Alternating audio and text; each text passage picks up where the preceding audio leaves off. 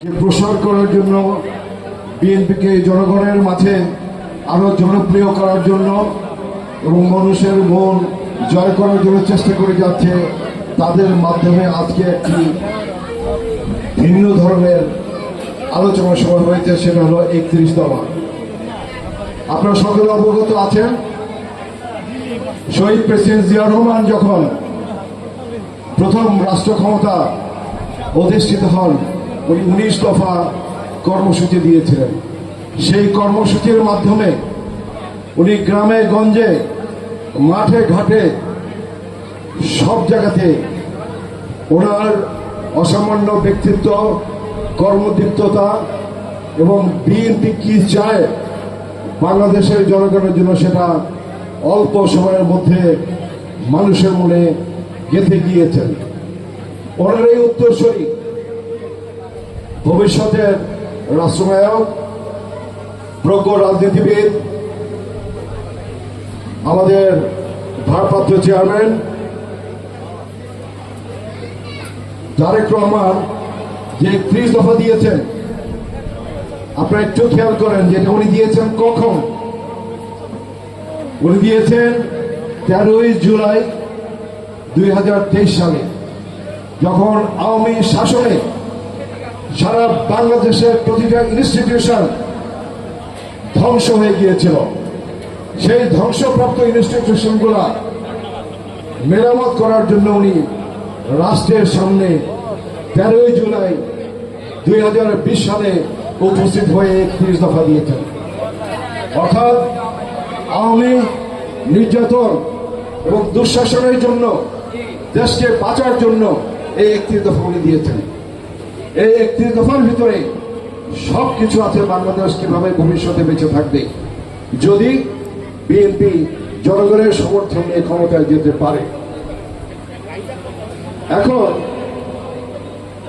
এই যে 31 দফা, যেটা খুবই প্রাসঙ্গিক বাংলাদেশের মানুষের জন্য, সেই 31 দফার ব্যাপারে কিন্তু তারেক রহমান বারবার বলে যাচ্ছে সাংগঠনিকভাবে তৃণমূলের প্রত্যেককে জানানো, যাতে বাংলাদেশের প্রতিটি জনগণ জানতে পারে 31 দফা কি। সেই 31 দফা যারা সত্যিকার ভাবে বিএনপি করে, যারা বিএনপিকে ভালোবাসে, শহীদ প্রেসিডেন্ট জিয়াউর রহমানের ধারণা পোষণ করে, দেশনেত্রী আপসের নেত্রী বেগম খালেদা জিয়াকে ভালোবাসে, তারেক রহমানকে ভালোবাসে, তাদের একটা নৈতিক দায়িত্ব তৃণমূলের প্রতিটা লোককে এরকম অনুষ্ঠানের মাধ্যমে একত্রিত করে প্রচার করে দেওয়া। সেই একটা অনুষ্ঠান আমি বলতে চাই ব্যর্থহীন ভাবে শরীয়তপুরে কোথায় হয় নাই, নড়িয়াতে কোথায় হয় নাই। কাজে এই দায়িত্ব যাদের উপরে আছে, পদ পদবি নিয়ে বসে আছে, তারা কি তাদের দায়িত্ব সঠিকভাবে পালন করছে? সেই দায়িত্ব পালন যখন তারা করছে না, তখন আমরা যারা ত্যাগী, আন্দোলন সংগ্রামে মুক্ত প্রতীক হিসাবে কাজ করেছি, পুলিশের অন্যান্য বাহিনীর বুলেটকে মোকাবেলা করেছি, রক্ত দিয়েছি, আয়না ঘরে জীবন দিয়েছি, জেল বরণ করেছি, সেই সব থেকে নেতারা যখন আমরা 31 দফা মনে করলাম জনগণের কাছে, ত্যাগী নেতাদের কাছে, মানুষের কাছে পৌঁছে দিতে হবে, যাতে তাড়াতাড়ি করে এগুলোর মানুষকে কাছে প্রচার করে এবং আগামী নির্বাচনের জন্য প্রস্তুতি হয়ে, যেই জন্য আমরা 15 বছর থেকে 17 বছর সংগ্রাম করেছি, গণতন্ত্রকে পুনরুদ্ধারের জন্য, গণতন্ত্রকে ফিরিয়ে আনার জন্য, স্বৈরশাসনকে চিরতরে দূর করার জন্য, সেই জিনিসগুলো যাতে মানুষকে আমরা বলতে পারি। এই যখন উদ্যোগটা আমরা নড়িয়াতে নিলাম, জিতু ভাই যখন এই উদ্যোগ নিলেন, আমি যখন শরীক হলাম, এখানে নাসির হারি যখন আমাদের সাথে যুক্ত হলেন, সংগ্রামী জাফর যখন এখানে যুক্ত হলো, এখানে খোকন যখন যুক্ত হলো, এখানে মীর যখন যুক্ত হলো, এখানে সিদ্দিক ভাই যখন যুক্ত হলো, আমাদের সংগ্রামী নড়িয়ার গর্ব নেতা, প্রজ্ঞ রাজনীতিবিদ হায়দার যখন যুক্ত হলো, জুয়েল যখন যুক্ত হলো, আমাদের বিদ্যুৎ যখন যুক্ত হলো, বিদ্যুৎকে কথা আমি বলতে চাই যে এরকম কর্মীবদ্ধ যুবনেতা আমার জীবনে আমি খুব কম দেখেছি। আমার নিজের দেখা, আপনাদের দেখা কর্মীকে ছিনিয়ে নিয়ে যাচ্ছে পুলিশ, সে পাগল হয়ে তাকে মুক্ত করে নিয়ে আসার চেষ্টা করতেছে। সেই স্মৃতি ভরার মতো না। আমি খুব কম দেখেছি এরকম যুব নেতা। তারপরে জাকিরের কথা, প্রতিটা আন্দোলন সংগ্রামে গত 15 বছর তাকে পাওয়া গেছে, সহজ করেছে জিনিসটা।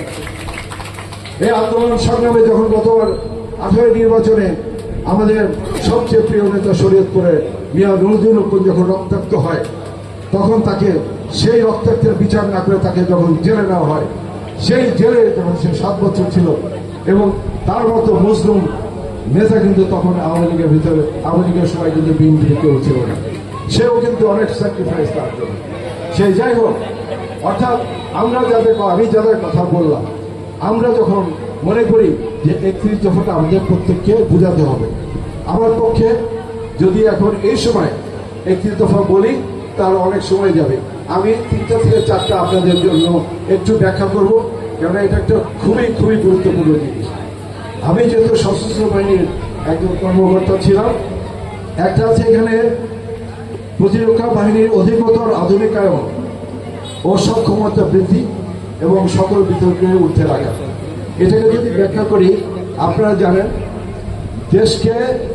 নিজের দেশকে নিজে রক্ষা করতে হয়। যখন ইসরায়েল এবছর 13ই জুন ইরান আক্রমণ করলো মিসাইলের মাধ্যমে, শত শত মিসাইলের মাধ্যমে, ইরানের যদি সেটা প্রতিহত করার ক্ষমতা না থাকতো, যদি ইসরায়েলকে আবার মিসাইল আক্রমণ না করা হতো, তাহলে কি আজকাল মুসলিম দেশ ইরান এই পৃথিবীতে থাকতো? কাজে বাংলাদেশকে রক্ষা করতে হলে সশস্ত্র বাহিনীকে আধুনিকায়ন করতে হবে, উন্নতি করতে হবে, আদারওয়াইজ আমাদের পরিণতি একই হবে। সেই জিনিসটা কিন্তু এখানে তারেক রহমান সব উল্লেখ করেছে। দ্বিতীয় পয়েন্ট যেটা হলো, সেটা আমি সবগুলো পয়েন্ট বলবো না, ইম্পর্টেন্ট কথা বলো, কর্মসংস্থানকে অগ্রাধিকার দিয়ে আধুনিক ও যুগোপযোগী যুব উন্নয়ন নীতিমালা প্রণয়ন এবং বেকার ভাতা দেওয়া। আমরা সকলেই জানি, বা না জানলেও আমি বলি, প্রতি বছর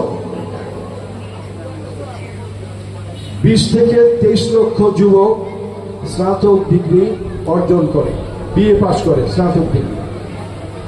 এই যে 20 থেকে 23 লক্ষ যুবক প্রতি বছর স্নাতক ডিগ্রি করে, তো তাদের ভবিষ্যৎ কি? তারা তো চাকরির জন্য বসে থাকে। সে ব্যাপারে কিন্তু যুবকদের ব্যাপারে উনি বলেছেন যে তাদের ব্যাপারে আমাদের ভাবনা আছে। আমরা এই শিক্ষিত যুবককে আমরা কিভাবে ব্যবহার করব?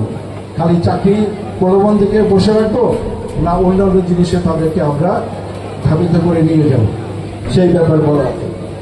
3 নম্বর হলো নারীর মর্যাদা সুরক্ষা ও ক্ষমতায়নে যথাযথ পদক্ষেপ গ্রহণ করা। আমি নড়িয়ার আর সখীপুরের যদি উদাহরণ দিই নারীর ব্যাপারে, আমাদের যে টোটাল ভোটার আছে 3,10,000 প্লাস মাইনাস কিছু, 3,10,000। তার ভিতরে নড়িয়াতে হলো 1,80,000 ভোটার, 1,80,000 হলো নড়িয়াতে, আর সখীপুরে হলো 1,40,000, টোটাল 3,10,000। এর ভিতরে নারী ভোটার হলো অর্ধেকের চেয়ে কিছু কম। আমরা এখানে সব পুরুষ আছি। সামনে যেখানে জনগণের অর্ধেক হইল নারী, তাদের ব্যাপারে কি ভাবনা, তাদের ক্ষমতায়ন কিভাবে করা হবে, তাদেরকে স্বাবলম্বী কিভাবে করা হবে, সেটা 31 দফার কিন্তু শহীদ তারেক রহমান সাহেবের একটা বিরাট ভাবনা। তারপরে আসেন, আমি যদি কৃষক দল করি, কৃষক দল কিন্তু উনি এটা ব্যাপারে বলেছেন, কৃষকের উৎপাদন বিপণন সুরক্ষা দিয়ে কৃষি পণ্যের ন্যায্য মূল্য নিশ্চিত করা। বাংলাদেশে একমাত্র একটা গোষ্ঠী যেটা হলো কৃষক, যার কোনো উন্নতি হয় নাই, কোনো উন্নতি হয় না। সবাই কিন্তু একটা কিছুতে গেছে। আমরা কিন্তু সকলে কৃষকের ছেলে, আমরা সকলে কৃষকের ছেলে মেয়ে। এই কৃষকের ছেলেমেয়েরাই কিন্তু পৃথিবীর বিভিন্ন দেশে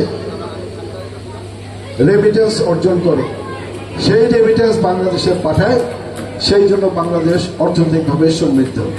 তাহলে মেইন কারা? কৃষক নাকি? কৃষক, কিন্তু তাদের কোনো উন্নতি নাই। তো তাদেরকে কিভাবে উন্নতি করা যায় সেই ভাবনা কিন্তু আপনার তারেক রহমান সাহেব নিয়ে আসে এবং এটা